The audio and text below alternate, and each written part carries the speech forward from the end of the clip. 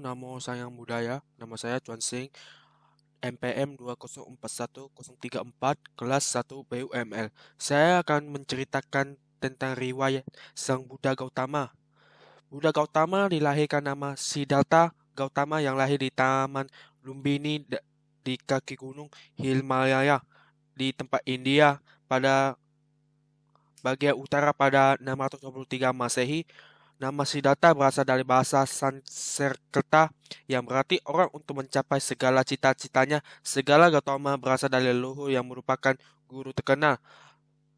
Masa kecil, sejak kecil Siddhartha Gautama adalah anak yang cerdas, sangat pandai pada usia 7 tahun. Siddhartha memiliki 3 logam bunga teratai, yaitu yakni kolam bunga teratai berwarna biru atau disebut umpala, kolam bunga teratai berwarna merah atau paduma, dan kolam bunga teratai berwarna putih atau pundarita. Ada empat hal yang tidak boleh dilihat oleh Pangeran Siddhartha Gautama adalah yakni orang tua, orang sakit, orang mati, segala orang petapa. Bila tidak, Siddhartha akan menjadi petapa, menjadi Buddha. Pada suatu hari Siddhartha memikir keluar dari istana untuk melihat-lihat kondisinya. Lalu Pangeran Siddhartha itu memikirkan apa yang bisa terjadi. Lalu pas pulang dari istana, lalu Pangeran Siddhartha bertanya oleh atasan-atasan kayak seperti menteri atau yang bisa pintar dari ilmu, lalu bertanya mengapa di luar situ kayak orang kesusahan. Lalu orang menteri yang bilang di situ apa? Tidak tahu, semuanya tidak tahu. Lalu Pangeran Siddhartha bermimpi lagi ada hal yang sangat kesusahan, ada penderitaan, kesakitan, kematian, dan orang petapa. Lalu kan besok paginya Pangeran Siddhartha meninggalkan rumah dari istana. Mara membujuk sang pangeran untuk membatalkan niatnya. Mara berjanji dalam waktu 7 hari sang pangeran menjadi raja, tetapi sang pangeran tidak mau mempedulikan. Lalu pangeran memotong rambut di tepi sungai Anoma dan diterima oleh Devasaka. Bodhisattva berjalan melalui kota Rajabha. Raja Bimbisara meminta sang Bodhisattva untuk kembali. Bila telah mencapai penerangan sempurna, Bodhisattva telah diuruvela sang Nigida dan memutuskan untuk mencari penerangan sempurna.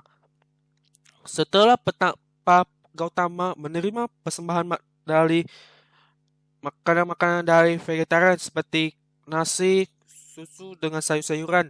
Di pagi hari, pada hari ke-14 bulan Vesak pada 558 sebelum Masehi, Bodhisattva kemudian pergi menuju hutan Sala di tepi sungai Neraja.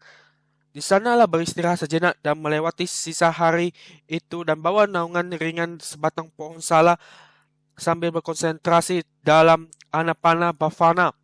Pada senja sore hari itu, kala udara terasa sejuk dan angin berhembus sepoi-sepoi, ia menunjukkan ke hutan gaya dan ke kaki pohon Bodhisattva, memutuskan untuk berhenti menyiksa diri setelah mendengarkan siar lagu yang dibawakan oleh para penari rongen. Sujata mempersembahkan makanan dan kepada Bodhisattva karena menyangka beliau adalah deva pohon. Bodhisattva menerima rumput kering untuk alas duduk, meditasi, dan sertifikat untuk mencela sampai di pohon Bodhi. Betapa Gautama memeriksa sekeliling untuk mencari tempat yang sesuai untuk meditasi. Bodhisattva duduk di bawah pohon Bodhi. Malamnya Mara membawa pasukan untuk mengganggu petapa. Para deva mengusir para Mara yang begitu besar. Lalu kemudian Bodhisattva meditasi, ada yang hal-hal yang seperti mengganggu sang Bodhisattva untuk menghindari dari meditasi. Lalu ada 2 sautaga atau tapusa dan balika atau upasaka atau upasika. Pertama, mempersembahkan makanan dan madu Brahma. Sampati memohon kepada sang Buddha untuk mengajar Dharma. Bodhisattva menerima permohonan Brahma Sampati untuk mengajar Dharma setelah bertimbangan masa ada makhluk yang dihinggapi ada sedikit kotoran batin. Sang Buddha ada memiliki 5 murid dari Sang Buddha, yaitu Gotama, Papa, Vadiya, Mahanama, dan Asaji.